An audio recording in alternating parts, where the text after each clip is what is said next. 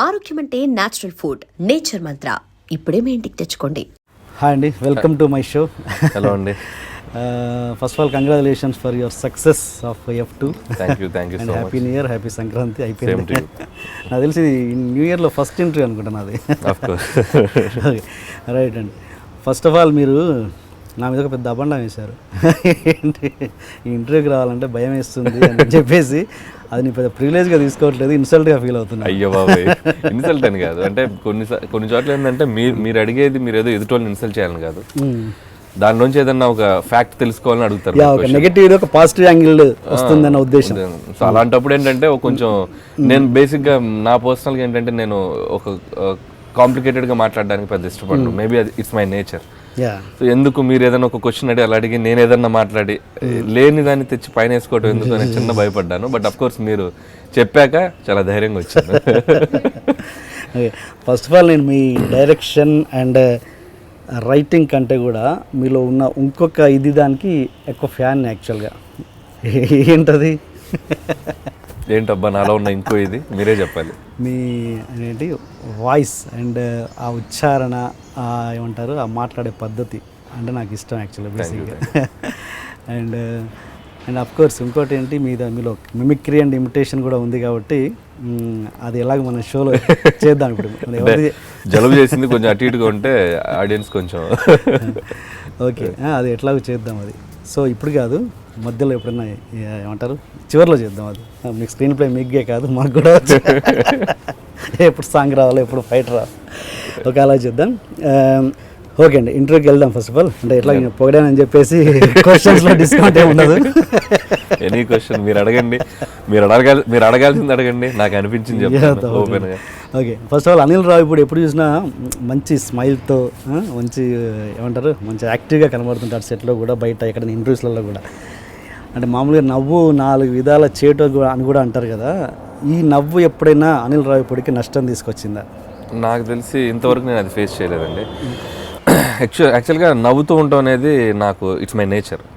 బేసిక్గా నేను నలుగురితో ఉన్నప్పుడు కానీ, నేను స్కూల్ డేస్ నుంచి కానీ, కాలేజ్ డేస్లో కానీ ఎక్కువగా జోక్స్ చేస్తూ అందరు నవ్వించడం, నవ్వుతూ ఉంటాం, ఇదే సరదా. సో మేబీ అది ఇన్బిల్ట్గా ఉందేమో.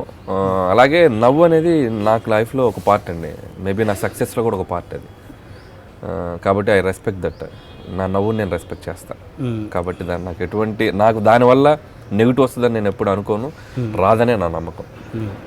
అదే నిన్న కూడా ఒక ఇంటర్వ్యూలో చెప్పాను నేను, బాధను దూరం చేసేది నవ్వు, మనిషిని దగ్గర చేసేది నవ్వు, గొడవను ఆపేది నవ్వు, గౌరవాన్ని పెంచేది నవ్వు. సో నవ్వు వల్ల చాలా ఉపయోగాలు ఉన్నాయి. కాబట్టి ఆ నవ్వు నాతో ఉంటే నాకు ఎప్పుడు హ్యాపీ. అంటే ఒక్కొక్కసారి మనం నవ్వుతుంటే అంటే సెట్లో ప్రొడ్యూసర్ బాధలో ఉన్నప్పుడు మనం నవ్వుతూ ఉంటే అలాంటప్పుడు అదే మీరు సిచ్యువేషన్ బట్టి అంటే ఓకే. ఇప్పుడు ఒక రాంగ్ సిచ్యువేషన్కి వెళ్ళి నవ్వితే చాలా బ్యాడ్గా ఉంటుంది. అలా ఎప్పుడు చేయనండి. Okay okay. అండ్ ఓకే, మన సినిమా గురించి మాట్లాడదాం. అలాగే F2 గురించి. మీరు అసిస్టెంట్ డైరెక్టర్గా పనిచేస్తున్నప్పుడు ఎప్పుడైనా ఎవరైనా ఆర్టిస్టులు అందరూ, అంటే మనం డైరెక్టర్ కానప్పుడు మనల్ని అసిస్టెంట్ డైరెక్టర్గా అందరూ ఒకేలా ట్రీట్ చేయాలని ఏం రూల్ లేదు. ఆర్టిస్టులు ఎప్పుడైనా ఎవరైనా మిమ్మల్ని ఇల్ ట్రీట్ చేయడం కానీ, లేకపోతే ఓకే లైట్ తీసుకోవడం గాను అలా జరిగిందా ఏదైనా? అలాంటి ఆర్టిస్టులు మళ్ళీ మీ డైరెక్షన్లో యాక్ట్ చేసిన సందర్భాలు ఉన్నాయా? బేసిక్గా నేను ఆండ్రాయిడ్లో అంటానండి, యూజర్ ఫ్రెండ్లీ. నాకు ఆ ప్రాబ్లం రాలా. ఎందుకంటే నేను ఏదో పంచ్ డైలాగ్లో వేసాను, దాన్ని తీసుకోకండి. ఇంకోటి ఏంటంటే నేను రైటర్గా కానీ అసిస్టెంట్ డైరెక్టర్గా కానీ నేను ఒక సినిమాకి నేను రైటర్గా పనిచేస్తూనే అసోసియేట్ డైరెక్టర్గా పనిచేసేవాడిని. సో బేసిక్గా నేను రైటర్ కావడంతో నేను అసోసియేట్ డైరెక్టర్గా పనిచేస్తున్నా వాళ్ళు నాతో ఎక్కువ టైం స్పెండ్ చేసేవాళ్ళు. మేబీ డైలాగ్స్ చెప్పడం కానీ, డైలాగ్స్ మార్చడంలో కానీ. సో రైటింగ్ అనేది నాకు ఒక కవచంలాగా ఉపయోగపడింది. సో ఎప్పుడు కూడా నేను ఆర్టిస్టుల దగ్గరికి వెళ్ళేటప్పుడు నా రైటింగ్ డైలాగులు చెప్పడంలో కూడా వాళ్ళకు ఒక చిన్న స్వార్థం ఉండి ఉండొచ్చు మేబీ. సో స్వార్థం లేకపోతే నా మీద ఇష్టం, what ever it is. So ఆ ఇన్సల్ట్ చేయడం కానీ అలాంటివి నేను ఎప్పుడు ఫేస్ చేయాలి. ఇన్ఫ్యాక్ట్ నాతో ఎక్కువగా క్లోజ్గా ఉండేవాళ్ళు. నేను అలా అసిస్టెంట్ డైరెక్టర్గా ఉండి నాతో చాలా క్లోజ్గా ఉన్న ఆర్టిస్ట్లో మెయిన్ శ్రీనివాస్ రెడ్డి. అందుకే నా సినిమాలో తను ఎప్పుడు ఒక చిన్న స్పెషల్ రోల్స్ చేస్తూ ఉంటాడు. సో అలా చాలామంది ఆర్టిస్టులు కూడా నాతో చాలా ఫ్రెండ్లీగా ఉండేవాళ్ళు. నాతో ట్రావెల్ అయ్యాక ఆర్టిస్టులతో నేను సినిమా ఇండస్ట్రీకి వచ్చాక, నేను డైరెక్టర్ అయ్యాక కూడా వాళ్ళతో నా ట్రావెలింగ్ అలాగే ఉంది. Okay okay. అండ్ సప్తగిరి కూడా మీరు ఇచ్చిందే కదా ఆల్మోస్ట్ బ్రేక్. మరి అలాంటి సప్తగిరి మీ సినిమాలో ఎక్కువ కనబడేందుకు? అది వాడు పాపం ఈ సినిమాకు ముందు కూడా ఫోన్ చేశాడు. అంటే కుదరలేదు. వాడేంటంటే ఫోన్ చేస్తాడు, ఫోన్ చేసి అరే అనిలు నాకు నువ్వు 1 సీను 2 సీన్లు అయితే నేను చేయను రా, అక్కడే ఆఫ్ నేను. సరేరా ఫుల్ లెంత్ క్యారెక్టర్ ఏదైనా మంచిది నీకు తగ్గదు తగిలితే చేద్దాంలే అన్నట్టుగా నేను అనుకుంటున్నాను. అది సెట్ అవట్లా. మేబీ వాడు అరే 1-2 సీన్లు అయినా పర్లేదు చేసేద్దాం అంటే ఏదన్నా మంచి ఎపిసోడ్లు 1-2-3 అన్నా తగిలేయేమో. సో తప్పు వాడి సైడ్ కూడా ఉంది. వాడు వెరీ క్లోజ్ ఫ్రెండ్, నాకు చాలా క్లోజ్ ఫ్రెండ్. అనుకున్న ఫ్రెండ్స్ చాలా అసిస్టెంట్ డైరెక్టర్గా ఉన్నప్పుడు అదే కందిరిగా అనే సినిమాలో తను యాడికి పోయేదని ఒక ట్రాక్ చేశాడు. యాక్చువల్గా అది నా కోసం రాసుకున్న ఆ సీను. సో నేను కందిరిగా వాసు గారికి చెప్పి ఇది ఎక్స్టెన్షన్ అనమాట, సీన్ ఎక్స్టెన్షన్. సార్ నేను చేస్తానండి సరదాగా అన్నాను. చేస్తే అప్పుడు సరే అనిల్ నువ్వే చేయి అన్నాడు. సడన్గా నేను నైట్ నిద్రపోయి ఆలోచిస్తుంటే మన ప్రొఫెషన్ ఇది కాదు, మనం ఏదో ఆర్టిస్ట్ అవుదామని లేదు, మనకెందుకు ఇది, పోనీ వాడికన్నా అప్కమింగ్కి ఇస్తే వాడికి హెల్ప్ అవుద్ది కదా అని చెప్పి నేను వాడికి ఫోన్ చేశాను సప్తగిరికి. ఫోన్ చేస్తే నెక్స్ట్ రోజు మార్నింగ్ వచ్చి వాడు చాలాసార్లు చెప్పారు ఇది. అంటే ఓకే, బాగా ఇలిటరేట్ పక్కన పెడితే బాగా ఉండి చాలా బాగా ట్యూన్ అయిన ఆర్టిస్ట్ వాళ్ళకి మీ సినిమాలలో అవకాశం ఇవ్వలేని పరిస్థితి ఇప్పటి వరకు. బాగా ట్యూన్ అయిన ఆర్టిస్ట్కి ఇవ్వలేకపోయినదంటే బ్రహ్మానందం గారు, ద మోస్ట్ లెజెండరీ యాక్టర్. అంటే మీరు చాలా క్లోజ్. సినిమా నేను అసిస్టెంట్ డైరెక్టర్గా ఉన్నా, రైటర్గా ఉన్నప్పుడు కూడా బాగా నన్ను పలకరించేవాడు, బాగా చూసుకునేవాడు ఆయన. సో అన్లక్కీగా నేను చేయలేకపోయాను ఆయనతో, కుదరలా. దానికి పర్టికులర్ రీజన్ ఏం కాదు, మేబీ పటాస్ సినిమాకి అప్పుడు చేద్దాం అనుకున్నా, బట్ కొన్ని బడ్జెట్ ఇష్యూస్ వల్ల చేయలేకపోయాను పటాస్ టైంలో. సుప్రీంకి ఛాన్స్ లేకుండా పోయింది, అసలు ఇది లేదు.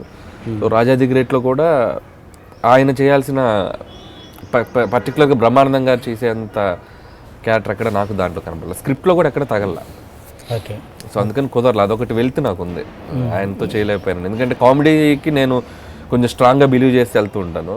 సో అలాంటిది కామెడీలో హీజ్ కింగ్. సో ఆయనతో పని చేయలేకపోయానని ఒక ఫీలింగ్ ఉంది. ఫోన్ చేశారు ఆయనకి, హెల్త్ లేదు నేను ఇంకా చేయలేదు, గౌతమ్తో మాట్లాడాలి. జస్ట్ దీనికి ముందు ఒక 1 వీక్ ముందు రామారెడ్డిలో కలిసాను డబ్బింగ్ థియేటర్లో. చాలా బాగా మాట్లాడారు, చేపట్టుకొని. అంటే నేను నెక్స్ట్ చేయాలి సార్ మీతోటి, నేనే చెప్పేశాను నన్ను క్షమించండి, will work together in my next film అని.